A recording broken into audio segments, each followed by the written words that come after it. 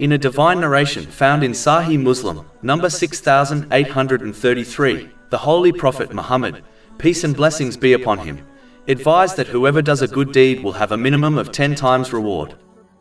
Throughout Islamic teachings, different amounts of reward have been declared for performing righteous deeds.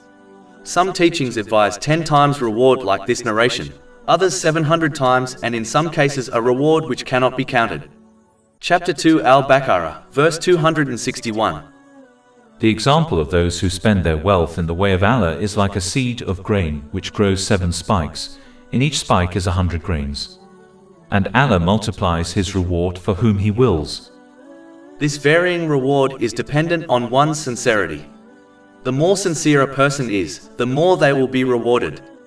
Meaning, the more they perform the righteous deed for the sake of Allah, the Exalted, the more they will be rewarded. For example, the one who only acts to please Allah, the Exalted, without desiring a lawful worldly blessing, will obtain more reward than the one who acts in order to please Allah, the Exalted, and seeks a lawful worldly blessing. Over 400 free ebooks, audiobooks, infographics, podcasts and blogs available on our website, www.shaykhpod.com.